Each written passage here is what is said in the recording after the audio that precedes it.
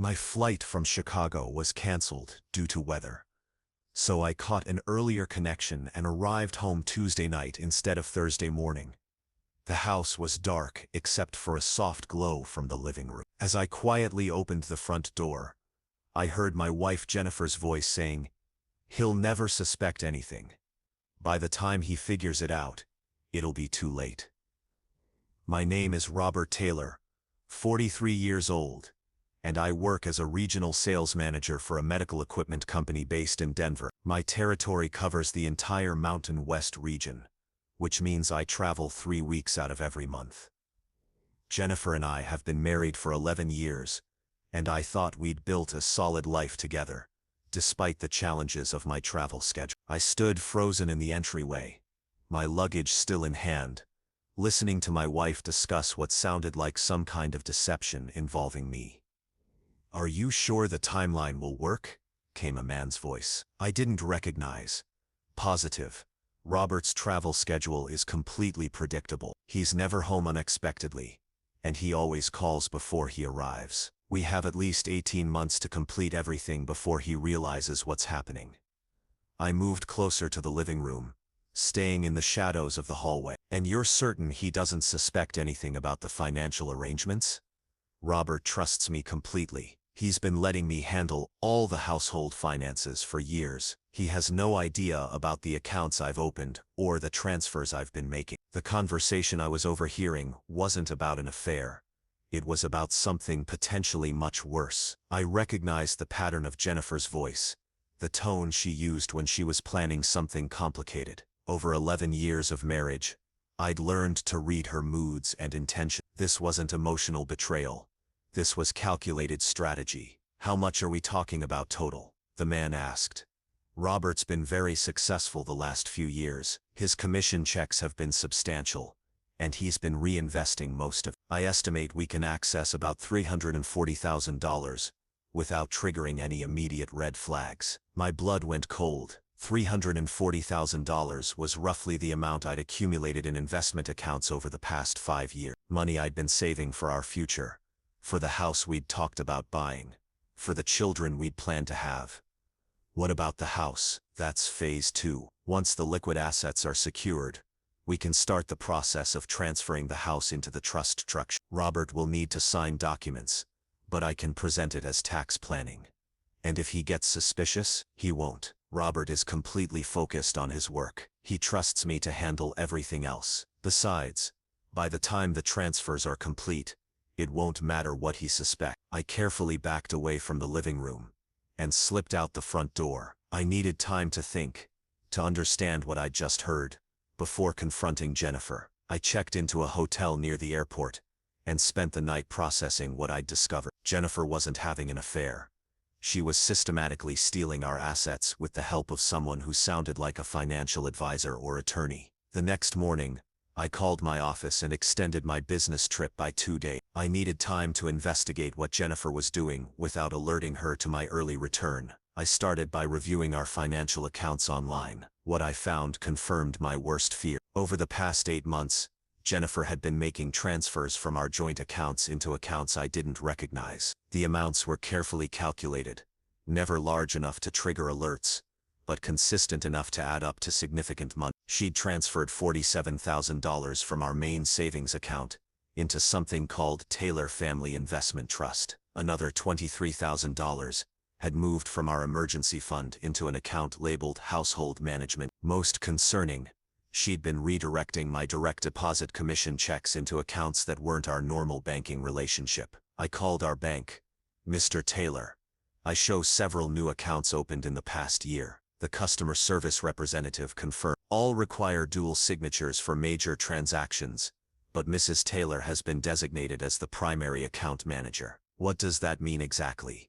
"She can make transfers and investments up to predetermined limits, without requiring your signature. These are fairly standard arrangements for couples where one spouse manages the finances. I never authorized those arrangements. I see your signature on file for all the account opening documents. Can you email me copies of those documents?" "Of course. I'll send them to your registered email address." When the documents arrived an hour later, I immediately noticed something wrong. The signatures were close to mine, but not perfect. Jennifer had been practicing my signature, but she'd missed subtle details. The way I connected certain letters, the pressure variations that come from 20 years of signing documents. She'd been forging my authorization for financial transaction. I needed legal advice, but I also needed to understand the scope of what Jennifer was planning. The conversation I'd overheard suggested this was bigger than simple theft. It sounded like a comprehensive asset transfer strategy. That evening, I parked down the street from our house and waited. At 7:30 p.m., a man in an expensive suit arrived driving a BMW. He looked like he was in his 50s, carried a leather briefcase, and clearly wasn't a social visitor. I followed him when he left 2 hours later. His license plate led me to Mitchell Crawford, a financial advisor who specialized in asset protection and estate planning. His website advertised services for high-net-worth individuals seeking to protect wealth from unforeseen circumstances. The next morning, I called Crawford's office. "Mr. Crawford, this is Robert Taylor. I believe you've been working with my wife Jennifer on some financial planning." "Mr. Taylor." His voice was cautious. "Yes, Jennifer and I have been discussing some strategies for your family's financial security. I'd like to schedule an appointment to review those strategies." "Of course. When would be convenient?" "How about this afternoon? I have some questions about the account structures Jennifer mentioned." "Actually, Miss Taylor, I think it would be better if Jennifer were present for that conversation. The planning we've discussed involves both spouses, and she's been the primary point of contact." "Mr. Crawford, I'd prefer to understand the basics before involving Jennifer. As the primary income earner, I want to make sure I understand what we're implementing."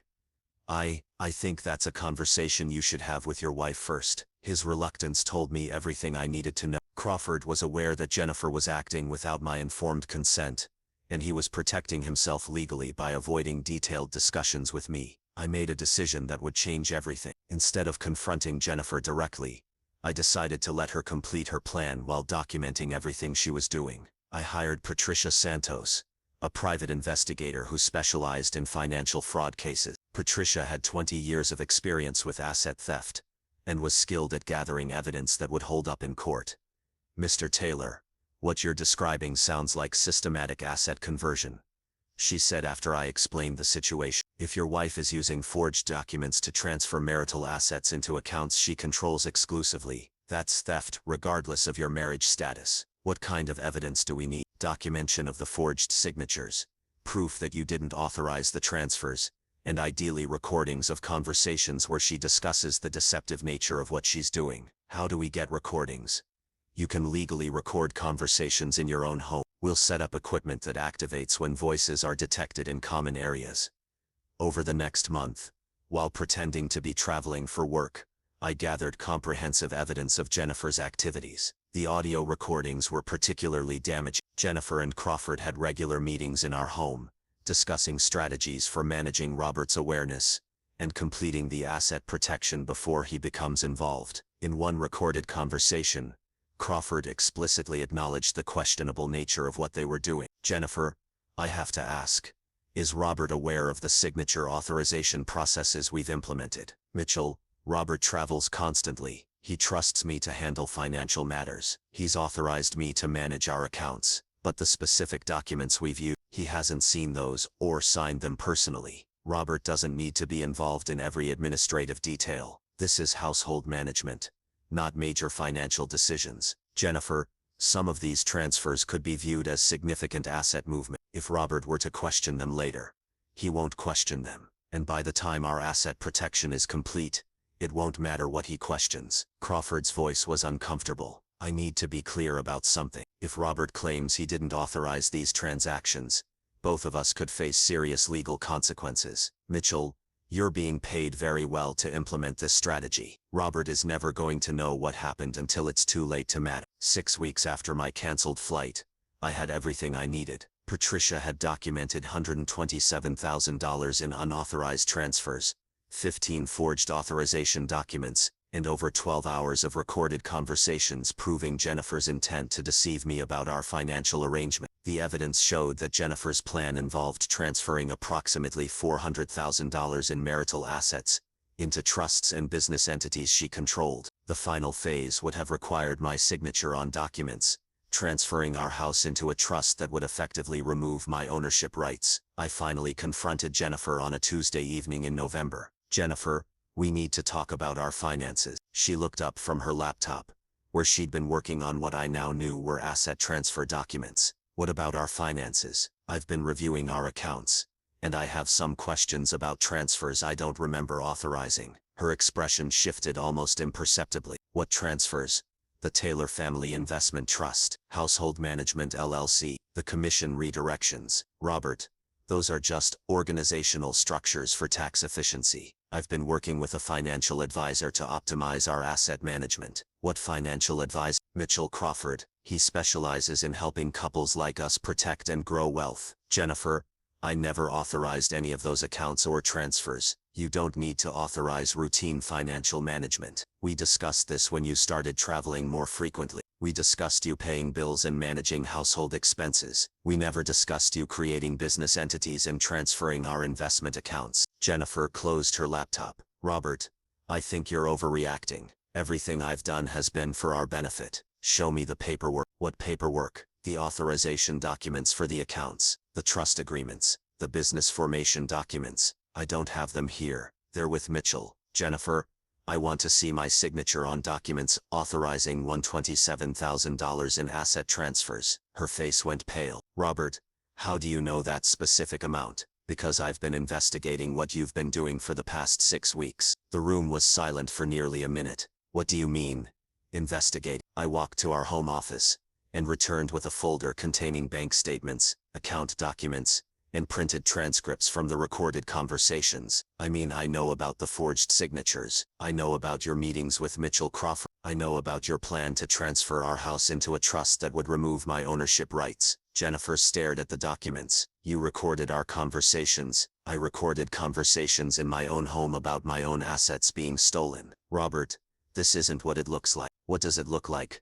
Jennifer, it looks like I was trying to protect our assets, and you're treating me like a criminal. You forged my signature on legal documents and transferred our money into accounts I can't access. What would you call that? Jennifer stood up, her composure cracking. I call it financial planning for a marriage where one spouse is never home and the other spouse has to manage everything alone. Jennifer, you've stolen $127,000 and we're planning to steal another too. This isn't financial planning. It's that. I haven't stolen anything. That money belongs to both of us. Money that belongs to both of us shouldn't be moved into accounts that only one of us can access. The next morning, Jennifer called in sick to work and spent the day with an attorney. By evening she had a different strategy. Robert, I've been thinking about our conversation. I realize I should have communicated better about the financial planning. Communicated better, or asked permission before forging my signature. I want to make this right. We can restructure the accounts so you have full access and oversight. Jennifer, it's too late for that. What do you mean? I've already filed a police report. Forging signatures on financial documents is fraud, regardless of whether we're married. Her face went white. You called the police. I called the police, the bank fraud department, and the state attorney general's office. I also filed for divorce and requested a restraining order preventing you from accessing any of our joint accounts. Jennifer's fraud case went to trial 8 months later. The evidence was overwhelming.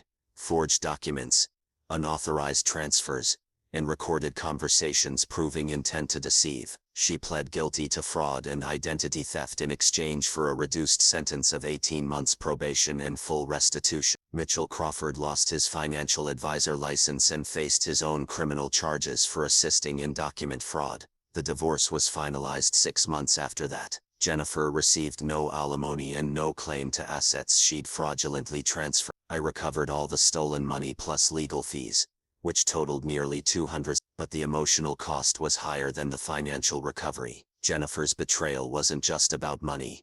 It was about the systematic violation of trust that had taken years to build. She'd spent months planning to steal from me while pretending to be a loving wife. Every conversation about our future had been a lie designed to keep me unaware of her intentions. Today, I work the same territory but with a very different approach to travel and relationship. I've learned to recognize the warning signs of financial manipulation and to maintain oversight of all my assets, regardless of who I'm dating or married to. I'm engaged to Sarah Mitchell, a fellow sales professional who travels as much as I do. We have completely separate finances, detailed prenuptial agreements, and a relationship based on independence rather than one person managing everything for the other. Jennifer served her probation and moved to another state. According to mutual friends, she's had difficulty finding stable employment due to her fraud conviction, and she's struggled with the reality that her asset protection strategy cost her everything she was trying to protect. The canceled flight that brought me home early probably saved me from losing everything I'd worked for over 15 years. Jennifer's plan was sophisticated enough that it might have succeeded if she'd had another year to complete the transfer. Sometimes I think about that Tuesday night when I overheard her planning my financial destruction. The casual way she discussed stealing my life savings. The confidence in her voice when she said I'd never suspect anything. Jennifer's mistake wasn't just the forgery or the theft. Her mistake was assuming that trust and oversight are the same thing. I'd trusted her with our day-to-day finances,